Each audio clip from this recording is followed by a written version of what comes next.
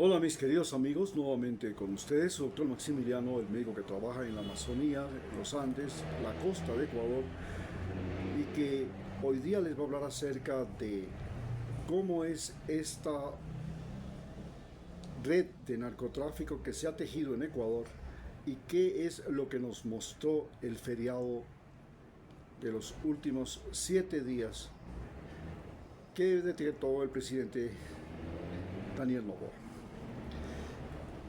Con asombro vimos que en el feriado la gente de la costa especialmente se movilizó hacia las playas y estamos hablando de más de 160,000 personas entre las playas de Villamil y la playa de Salinas, pero además tuvimos una gran movilización hacia Manta y la gente de la costa también se movilizó hacia Cuenca. Mientras tanto que la gente de la sierra tuvo muchas más dificultades para movilizarse, se movilizaron a lugares cercanos como Baños de Ambato, y esto se debe a que en la costa en este momento hay mucho más dinero que en la sierra. ¿A qué se debe esta gran cantidad de dinero que circula en la costa y que, al igual que cuando en Estados Unidos hubo la fiebre del oro y todo el mundo se mataba por el oro de los Estados Unidos en California, en Colorado y en otros estados? En el caso de Ecuador, el narcotráfico ya no es una actividad que la realizan los microtraficantes. El narcotráfico en Guayaquil, Daule y todas estas poblaciones costeras es una actividad emparentada muy de cerca con el microtráfico, y el microtráfico es el que se ha metido en todas las esferas sociales y en todas las esferas de la vida en Guayaquil y en la costa ecuatoriana. Estamos hablando de que no se puede explicar por qué los secuestradores secuestran a comerciantes o a taxistas que parecen que no tienen nada, que son el común y corriente de la gente, pero piden $1,000,000. ¿Cómo es posible que el secuestrador pida $1,000,000 por el rescate de una persona? Eso no pasa ni en Estados Unidos. Es porque sencillamente los microtraficantes ya no son solamente esos vagabundos pordioseros que están parados en las esquinas, sino que taxistas, comerciantes y un sinnúmero de personas están enredadas en el microtráfico. Esta es la razón por la cual los secuestradores llegan a pedir hasta $1,000,000 por el rescate. Saben exactamente que ese comerciante tiene por debajo mucho movimiento económico, mucha venta de droga, mucha venta de precursores de droga, puede ser combustibles, puede ser cetona, etcétera, etcétera, y esto es lo que les hace valiosos. Usted y yo, que apenas podemos juntar algo para sobrevivir el mes, seguramente no seremos la presa de un secuestrador, porque ellos saben a ciencia cierta que ese señor no mueve por debajo ningún billete. Esto nos hace ver que, primero, la gran movilización de personas hacia Salinas y las playas de Villamil, hacia Manta, que estamos hablando de 75,000 vehículos que salieron solo de Guayaquil. ¿Cómo es posible que haya un parque automotor de 75,000 vehículos en Guayaquil? Oiga, quiere decir que en Guayaquil hay billete. Y esto significa que en la costa ecuatoriana el gran problema es que hay mucha circulación de dinero. es que Ecuador necesariamente y obligatoriamente se ha convertido en el mayor lavador de dólares de Sudamérica gracias a la dolarización. El otro día vimos en las noticias que 2 mujeres entraban por el aeropuerto Mariscal Sucre con maletines y en esos maletines cargaban $2 millones en efectivo, billete sobre billete, en maletas. Si eso pasa en el aeropuerto Mariscal Sucre de Quito, usted puede imaginarse lo que está pasando en las fronteras. Cuando tenemos fronteras que son imposibles de controlar, la frontera entre Colombia y Ecuador es una frontera imposible de controlar. Yo trabajé en la zona, en el área 4 del Carchi, en la frontera entre Nariño y Ecuador, y en esa área del Carchi, área 4, sobre el río San Miguel, que es el límite que separa el Parque Nacional de las Golondrinas con Nariño, al frente, había 1.200 cables que conectaban, o tarabitas que conectaban la frontera de Colombia con la frontera de Ecuador. Pasaban por el río San Miguel, por el aire. 1.200 tarabitas habían. ¿Puede usted imaginarse lo que hay en la frontera entre el río Putumayo y el Ecuador? Entre Colombia y Ecuador en la Amazonía. Dígame usted qué posibilidades existen de pasar ilegalmente de Perú a Ecuador. Son imposibles de controlar. Y asimismo, es tan fácil que pasen narcodólares de Perú a Ecuador.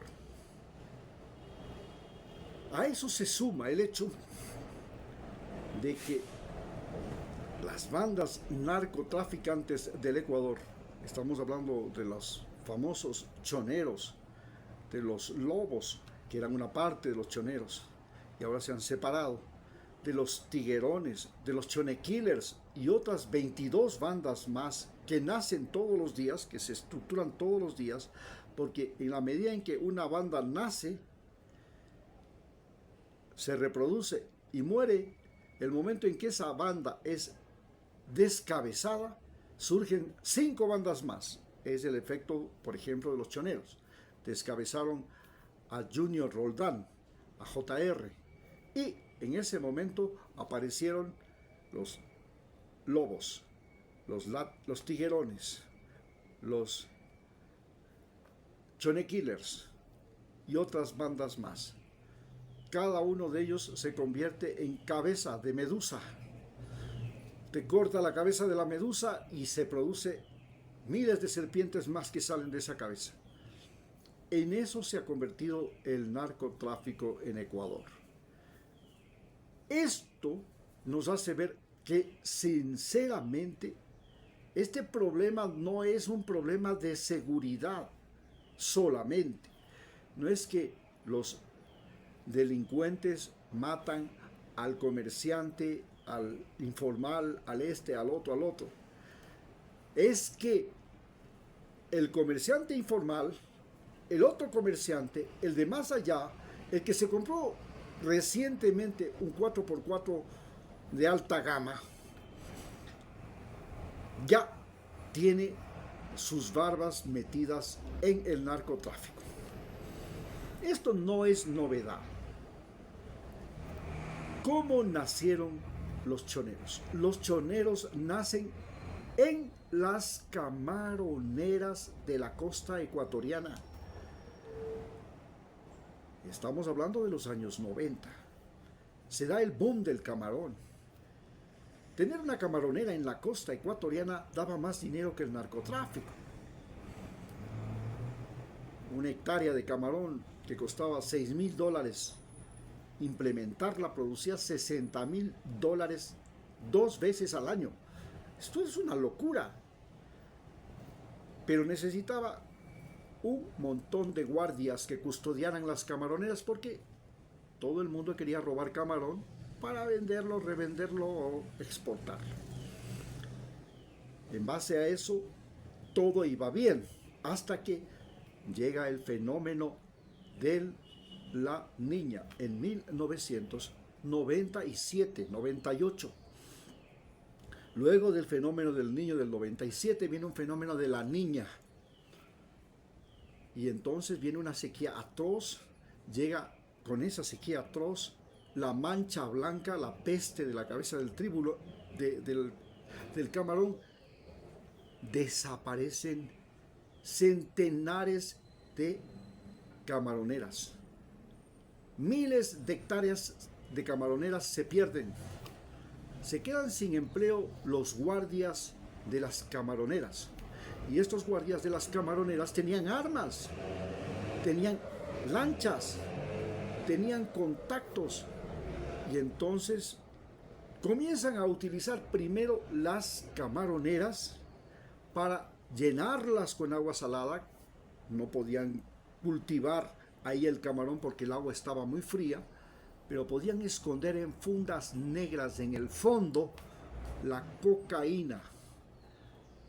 Y en segundo lugar, como estos ya tenían experticia como cuidadores, como ofrecen sus servicios al cartel de Jalisco Nueva Generación y al cartel de Sinaloa, para transportar hasta Centroamérica, primero hasta Tumaco, luego hasta Centroamérica, y finalmente les ofrecen custodia para abastecer barcos situados a lo largo de la costa del Pacífico hasta México, que servían de gasolineras de abastecimiento a las lanchas rápidas.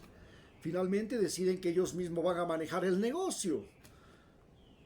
Y entonces ellos comienzan a venderle la cocaína al cartel de Sinaloa, a venderle la cocaína al cartel de Jalisco Nueva Generación.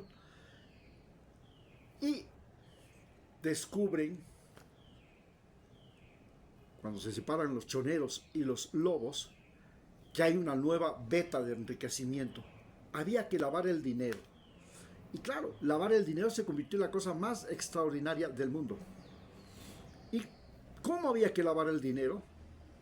Prestándolo mediante los gota a gota. ¿A quiénes? A los comerciantes, a los pescadores, a los agricultores, a los informales, a los desempleados. Le prestaban dinero.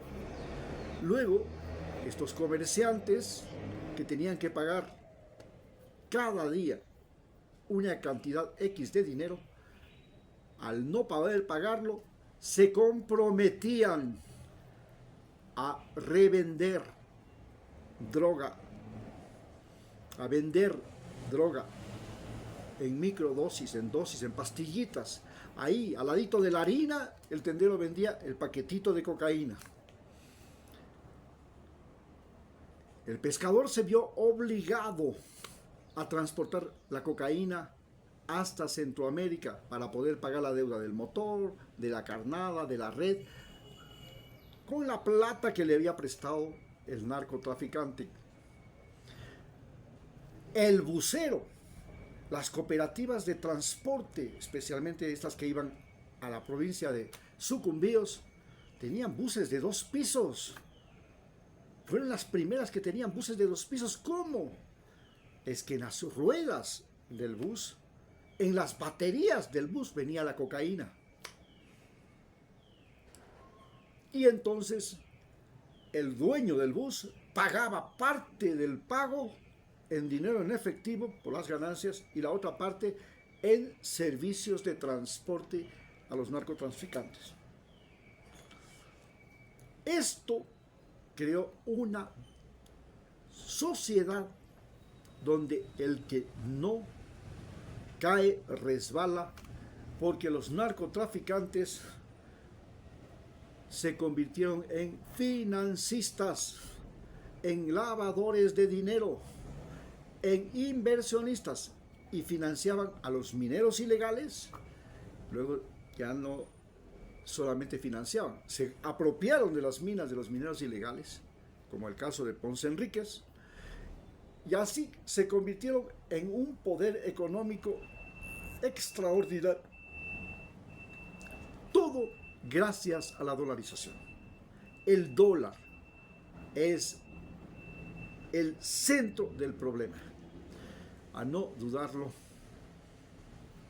el que Ecuador sea ahora el mayor exportador de cocaína a Europa, gracias a que transportar cocaína a Europa es más barato que transportar cocaína a Estados Unidos. ¿Cómo es posible que transportar cocaína a Europa sea más barato que transportar cocaína a Estados Unidos? Porque sencillamente usted la embarca, pues. Usted contamina el barco, no le cuesta nada. El barco no tiene que pagar el combustible, no tiene que pagar el capital, no tiene que pagar la tripulación, no tiene que pagar nada. Usted simplemente contamina el barco y ese barco llega a Europa y, oiga, no le ha costado nada mandar la droga a Europa. Por eso, hoy el Ecuador es el mayor exportador de cocaína a Europa. Porque no cuesta nada transportar en los barcos mercantes la cocaína. ¿Cómo se la puede transportar? De mil formas, señor.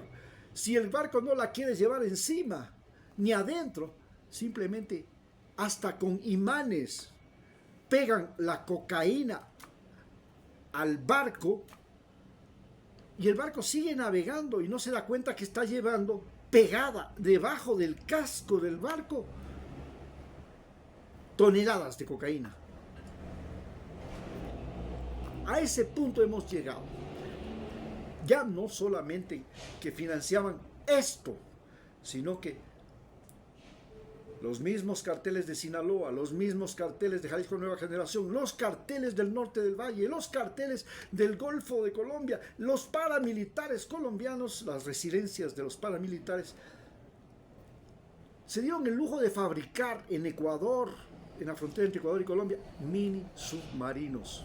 Hoy, Ecuador y Colombia, en esta zona fronteriza de Esmeraldas, donde hay manglares, donde se puede hacer la carrocería, el chasis de la embarcación con mangle, que es una madera que se sumerge, que es más pesada que el agua, que no flota, y durísima, se ha convertido en el astillero de submarinos, de mini submarinos, que inclusive se van hasta Galicia, bajando por el Putumayo, yéndose por el Amazonas, cruzándose el Atlántico.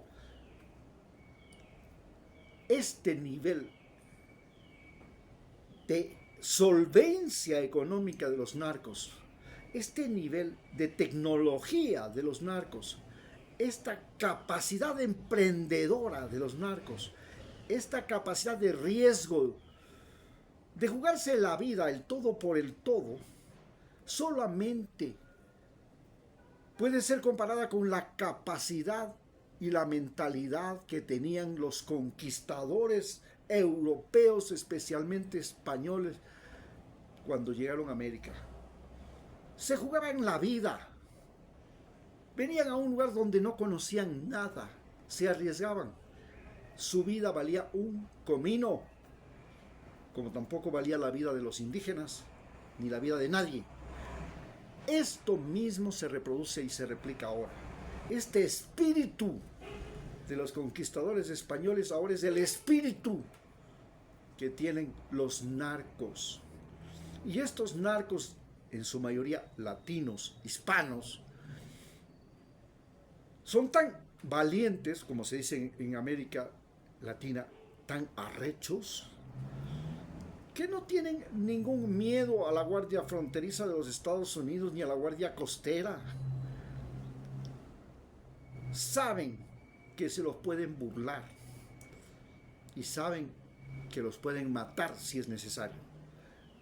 Este poder es el que ahora está a punto de colocar el gobierno en Ecuador. Y este poder es un poder que tiene dos tentáculos. Los narcos han logrado meterse en el barrio más rico de Guayaquil, San Borondón. Hoy, San Borondón tiene 13 candidatos a la presidencia del Ecuador, de los 16, de los 17. Y estos candidatos, y este barrio de San Borondón es el preciso lugar donde le encuentran al narcotraficante Norero, por el cual se hace un juicio espectacular, sonadísimo, en el que cae hasta el presidente de la Corte Suprema de Justicia del Ecuador. Pueden imaginarse, hasta el presidente de la Corte Suprema de Justicia del Ecuador cae por vínculos con Norero, y Norero vivía en San Borondón, el mismo barrio donde vive el presidente Daniel Noboa, donde vive Guillermo Lazo y donde han vivido y están viviendo la mayor parte de los candidatos a la presidencia del Ecuador. Esta es la situación en la que nos encontramos. Nos queda la tremenda pregunta de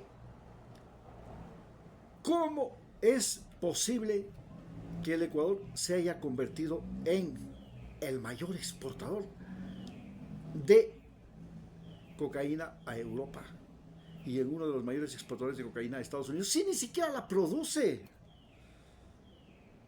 Está bien que sea Perú, está bien que sea Colombia, está bien que sea Bolivia, pero ¿por qué Ecuador? Si Ecuador no produce. Porque sencillamente ya desde antes de la colonia, los navegantes de Manta, de Guayaquil, de la costa de Ecuador, eran los mejores navegantes de América del Sur. Llevaban el cacao a Centroamérica y convirtieron al cacao en moneda en Centroamérica para los mayas y los aztecas. Y llevaban el espóndilus para los incas, que se convirtió en moneda del espóndilus, en moneda de los incas. Eran comerciantes, eran navegantes. Y esta cultura de navegantes que lleva miles de años es la que les ha permitido ahora convertirse en los mejores navegantes del océano. Los más intrépidos, los que se pueden ir en mini submarinos hasta Galicia y cruzarse el Atlántico, e inclusive recientemente en 4 mini submarinos hasta Australia, donde se capturaron 16 toneladas de droga. Tripulación ecuatoriana, infraestructura, submarinos, mini submarinos hechos en Ecuador, artesanales. Si Estados Unidos no logra bajar, y lo mismo que Europa, el precio de la cocaína, sea que se convierte Estados Unidos en productor de cocaína, en comercializador de cocaína,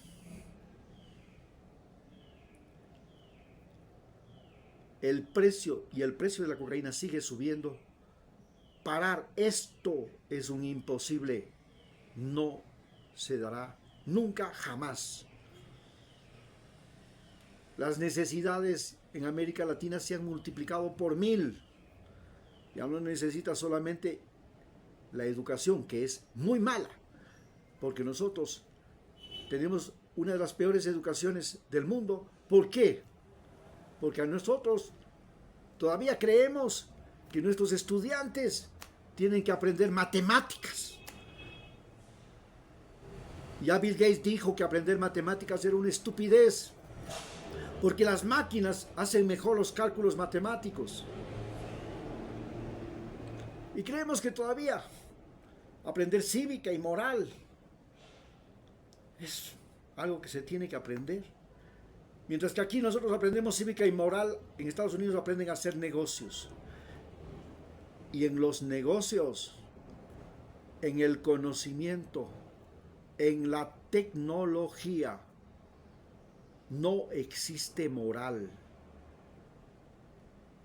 Una vez que se descubrió qué es la bomba atómica, el hombre seguirá fabricando bombas atómicas. Se va al carajo la moral. Una vez que se descubrió qué son las drogas, se seguirán fabricando drogas. Se va a la mierda la moral. Una vez que se descubrió qué se puede hacer con millones de dólares, se va a la mierda la moral. La guerra, el dinero, el conocimiento, la tecnología no tienen moral. No tienen moral. No tienen moral. No existe para la moral. Muchas gracias.